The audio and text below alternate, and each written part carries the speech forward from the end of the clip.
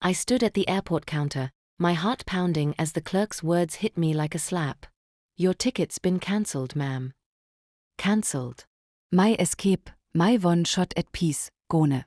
I checked my phone, hoping for a glitch, but there it was, a text from my mother, Vivian, have fun walking home, loser. My stomach twisted. She knew. She'd always known how to cut me deepest. I stared at the screen, her words burning into me, each letter a reminder of the family I'd never pleased.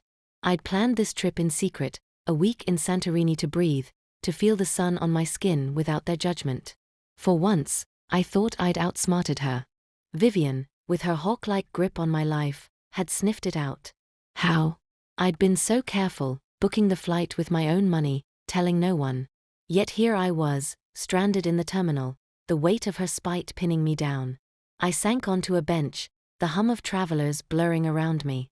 My hands shook as I scrolled through my phone. Another message, this time from Sloane, my sister. Just come stay with us, Maren. It's not a big deal. Her faux kindness stung worse than Vivian's cruelty.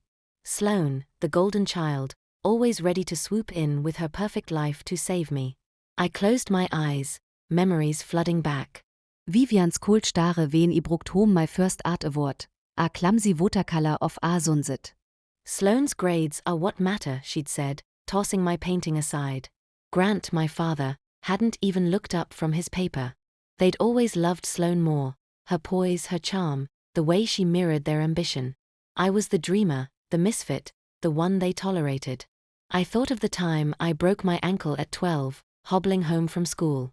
Sloane laughed as I limped, her friends giggling behind her.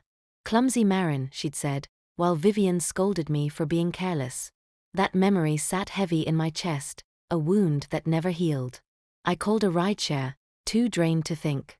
The driver, Damon, was a wiry man with kind eyes and a lopsided grin. Rough day? He asked, glancing at me in the rearview mirror. I nodded, barely able to speak. He didn't pry, just drove, his quiet presence a small comfort. You know, he said after a while, family can be tough, but you don't owe them your soul. His words landed softly, like rain on parched ground. I looked out the window, the city lights streaking past. He was right. I'd spent years chasing their approval, but why? They'd never given me a reason to believe I'd get it. Damon dropped me off at my apartment, refusing my tip. You're gonna be okay, he said, his voice steady. You've got fire in you. I stood on the curb, his words echoing. Fire. I hadn't felt it in years, but it was there, flickering. I walked inside, my mind racing. They thought they'd won Vivian and Grant, with their smug control, and Sloane with her pitying offers. But they didn't know me. Not really. I'd been building something they couldn't touch. For years I'd invested quietly. Stocks, real estate, a side business that grew while they mocked my little hobbies. I wasn't just surviving, I was thriving. My net worth? $78 million. They had no idea. And the house they lived in, the one they bragged about to their friends? I owned it. They hadn't paid rent in months, assuming I'd let it slide, their useless daughter too weak to push back. They were wrong. I sat at my desk, pulling up the property records. Their names weren't on the deed, mine was. I'd bought it years ago, a quiet act of defiance, letting them live there to keep the peace. No more. I thought of Vivian's text again, her venom seeping through the screen. I thought of Grant's silence, his indifference a weapon of its own. And Sloane, always Sloane, playing the saint while twisting the knife. I opened my laptop, my fingers hovering over the keys. It was time to stop protecting them. I called my lawyer, my voice steady for the first time that day.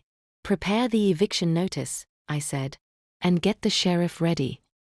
I hung up, my heart racing but clear. They'd pushed me too far.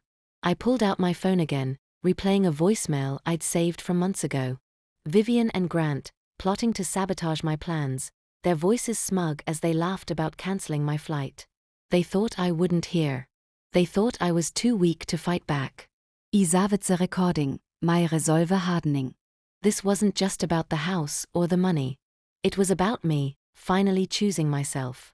I looked at a photo on my desk, Me and Callen, my son, laughing at the park. His tiny hand in mine, his trust so pure. He was my reason, my anchor. They'd never met him, never asked about him. That was their loss. I turned the photo over, grabbing a pen. In sharp, deliberate strokes, I wrote, "This is what a real family looks like." Not wat you built. The words felt like a release, a promise to myself. I tucked the photo in my bag, ready for what came next. The airport betrayal wasn't just a cancelled flight, it was the final straw. I was done being their punching bag. I stot, my reflection in the window catching my eye. For the first time in years, I saw strength there. Damon's words echoed again, fire. It was burning now, and I wasn't going to let it go out.